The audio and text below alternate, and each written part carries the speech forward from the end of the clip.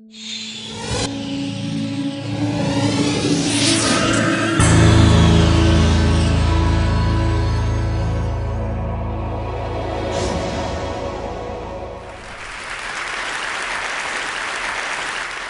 wanted to give you 4 specific examples that I'm going to cover at the end about how a product called Silk tripled their sales by doing one thing, how an artist named Jeff Koons went from being a nobody to making a whole bunch of money and having a lot of impact, to how Frank Gehry redefined what it meant to be an architect, and one of my biggest failures as a marketer in the last few years, a record label I started that had a CD called Sauce.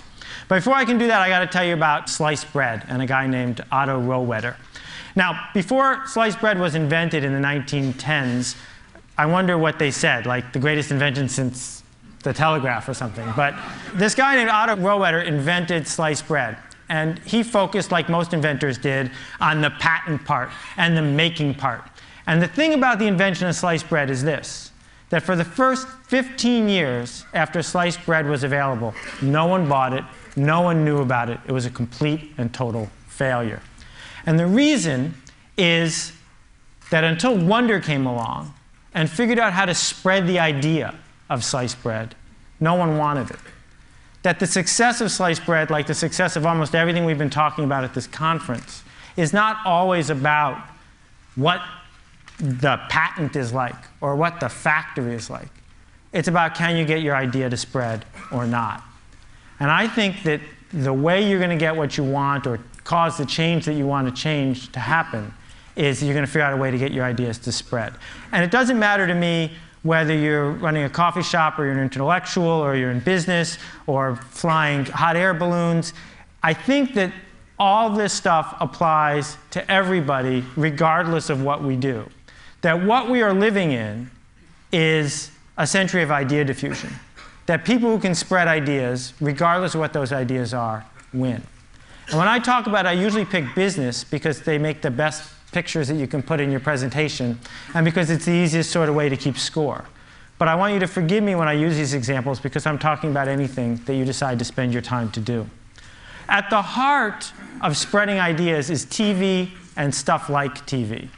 TV and mass media made it really easy to spread ideas in a certain way. I call it the TV industrial complex. And the way the TV industrial complex works is you buy some ads, interrupt some people, that gets you distribution. You use the distribution you get to sell more products. You take the profit from that to buy more ads. And it goes around and around and around the same way the military industrial complex worked a long time ago. That model of, and we heard it yesterday, if we could only get on the homepage of Google, if we could only figure out how to get promoted there, if we could only figure out how to grab that person by the throat and tell them about what we want to do. If we could do that, then everyone would pay attention, we would win. Well, this TV industrial complex informed my entire childhood and probably yours. I mean, all of these products succeeded because someone figured out how to touch people in a way that they weren't expecting, in a way they didn't necessarily want, with an ad over and over and over again until they bought it. And the thing that's happened is they canceled the TV industrial complex. That just over the last few years, what anybody who markets anything has discovered is it's not working the way that it used to. This picture is really fuzzy. I apologize. I had a bad cold when I took it. But the product in the blue box in the center is my poster child. Right? I go to the deli. I'm sick. I need to buy some medicine. The brand manager for that blue product spent $100 million trying to interrupt me in 1 year. $100 million interrupting me with TV commercials and magazine ads and spam and coupons and shelving allowances and spiffs. Also, I could ignore every single message. And I ignored every message because I don't have a pain reliever problem. I buy the stuff in the yellow box I always have. And I'm not going to invest a minute of my time to solve her problem because I don't care. Here's a magazine called Hydrate. It's 180 pages about water. Right? Articles about water, ads about water. Imagine what the world was like 40 years ago when it was the Saturday Evening Post and Time and Newsweek. Now there are magazines about water. New products from Coke Japan, water salad. Okay? Coke Japan comes out with a new product every 3 weeks because they have no idea what's going to work and what's not. This, I couldn't have written this better myself. It came out 4 days ago. I've circled the important parts so you can see them here. They've come out, Arby's is going to spend $85 million promoting an oven mitt with the voice of Tom Arnold, hoping that that will get people to go to Arby's and buy a roast beef sandwich. Now, I want you to try to imagine what could possibly be in an animated TV commercial featuring Tom Arnold that would get you to get in your car, drive across town, and buy a roast beef sandwich. You know, this is Copernicus, and he was right when he's talking to anyone who needs to hear your idea. The world revolves around me. Me, me, me, me, me, my favorite person, me. I don't want to get email from anybody. I want to get me-mail. So consumers, and I don't just mean people who buy stuff at the Safeway. I mean people at the Defense Department who might buy something, or people at, you know, the New Yorker who might print your article. Consumers don't care about you at all. They just don't care. Part of the reason is they got way more choices than they used to and way less time. And in a world where we have too many choices and too little time, the obvious thing to do is just ignore stuff. And my parable here is you're driving down the road and you see a cow and you keep driving. Because you've seen cows before. Cows are invisible. Cows are boring. Who's going to stop and pull over and say, oh, look, a cow? Nobody. But if the cow was purple, isn't that a great special effect? I could do that again if you wanted. If the cow was purple, you'd notice it for a while. I mean, if all cows are purple, then you get bored with those too. The thing that's going to decide what gets talked about, what gets done, what gets changed, what gets purchased, what gets built is it remarkable? And remarkable is a really cool word because we think it just means neat. But it also means worth making a remark about. And that is the essence of where idea diffusion is going. That two of the hottest cars in the United States is a $55,000 giant car, big enough to hold a Mini in its trunk. People are paying full price for both, and the only thing they have in common is that they don't have anything in common. Every week, the #1 best-selling DVD in America changes. It's never The Godfather, it's never Citizen Kane, it's always some third-rate movie with some second-rate star. But the reason it's #1 is because that's the week it came out. Because it's new, because it's fresh, because people saw it and said, I didn't know that was there, and they notice it. Two of the big success stories of the last 20 years in retail. One sells things that are super expensive in a blue box, and one sells things that are as cheap as they can make them. The only thing they have in common is that they're different. We're now in the fashion business. No matter what we do for a living, we're in the fashion business. And the thing is, people in the fashion business know what it's like to be in the fashion business. They're used to it. The rest of us have to figure out how to think that way, how to understand that it's not about interrupting people with big full-page ads or insisting on meetings with people, but it's a totally different sort of process that determines which ideas spread and which ones don't. This chair, they sold $1 billion worth of Aeron chairs by reinventing what it meant to sell a chair. They turned a chair from something the purchasing department bought to something that was a status symbol about where you sat at work. This guy, Lionel Poulain, the most famous baker in the world, he died 2.5 months ago, and he was a hero of mine and a dear friend. He lived in Paris. Last year he sold $10 million worth of French bread, every loaf baked in a bakery he owned by one baker at a time in a wood-fired oven. And when Lionel started his bakery, the French poo-pooed it. They didn't want to buy his bread. It didn't look like French bread. It wasn't what they expected. It was neat, it was remarkable, and slowly it spread from one person to another person until finally it became the official bread of 3-star restaurants in Paris. Now he's in London and he ships by FedEx all around the world. What marketers used to do is make average products for average people. That's what mass marketing is. Smooth out the edges. Go for the center. That's the big market. They would ignore the geeks and, God forbid, the laggards. It was all about going for the center. But in a world where the TV industrial complex is broken, I don't think that's the strategy we want to use anymore. I think the strategy we want to use is to not market to these people, because they're really good at ignoring you. But market to these people because they care. These are the people who are obsessed with something. And when you talk to them, they'll listen because they like listening. It's about them. And if you're lucky, they'll tell their friends on the rest of the curve, and it'll spread. It'll spread through the entire curve. They have something I call otaku.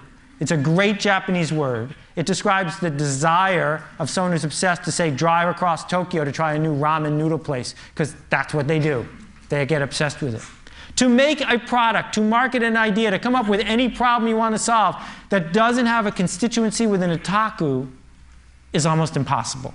Instead, you have to find a group that really desperately cares about what it is you have to say, talk to them, and make it easy for them to tell your friends. There's a hot sauce otaku, but there's no mustard otaku. That's why there's lots and lots and lots of kinds of hot sauces and not so many kinds of mustard. Not because it's hard to make interesting mustard. You can make interesting mustard.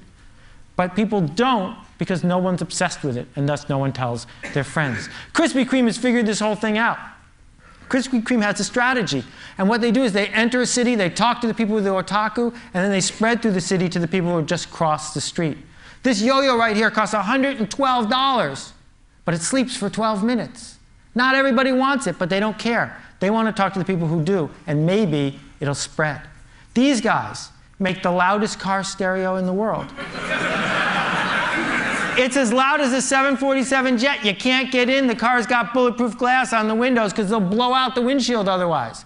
But the fact remains that when someone wants to put a couple speakers in their car, if they've got the otaku or they've heard from someone who does, they go ahead and they pick this.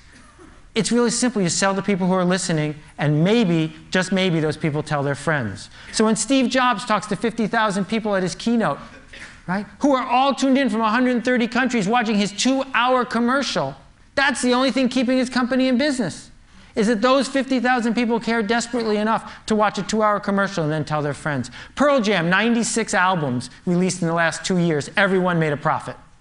How? They only sell them on their website.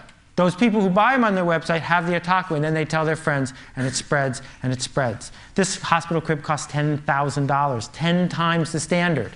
But hospitals are buying it faster than any other model. Hard candy nail polish doesn't appeal to everybody, but to the people who love it, they talk about it like crazy. This paint can right here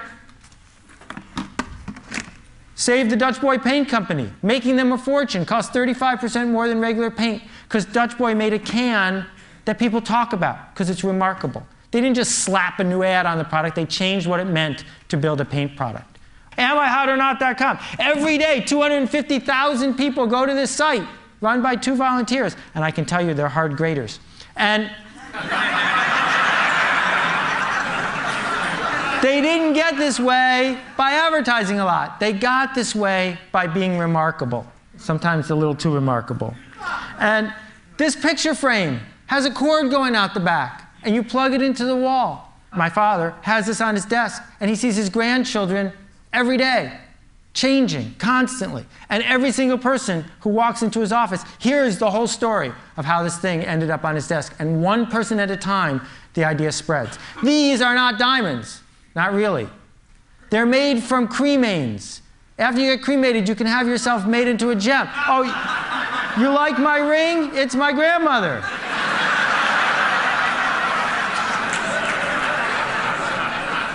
Fastest growing business in the whole mortuary industry. But you don't have to be Ozzy Osbourne. You don't have to be super outrageous to do this. What you have to do is figure out what people really want and give it to them. A couple quick rules to wrap up. The first one is design is free when you get to scale. And the people who come up with stuff that's remarkable more often than not figure out how to put design to work for them. Number 2, the riskiest thing you can do now is be safe. Procter & Gamble knows this. Right? The whole model of being Procter & Gamble is always about average products for average people. That's risky. The safe thing to do now is to be at the fringes, be remarkable.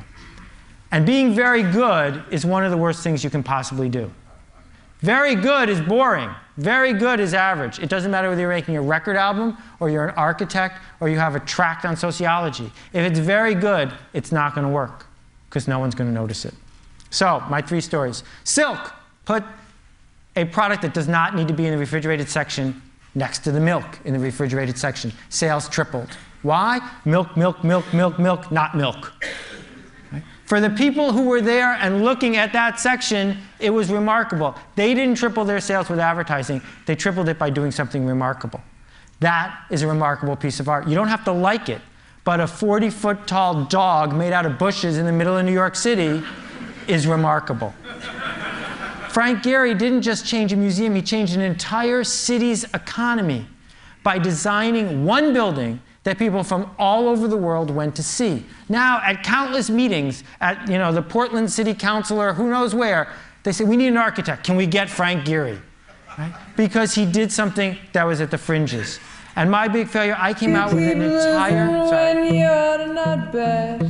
a record album, and hopefully a whole bunch of record albums in SACD format, this remarkable new format, and I marketed it straight to people with $20,000 stereos. People with $20,000 stereos don't like new music. So what you need to do is figure out who does care. Who is going to raise their hand and say, I want to hear what you're doing next, and sell something to them. The last example I want to give you, this is a map of Soap Lake, Washington. As you can see, if that's nowhere, it's in the middle of it.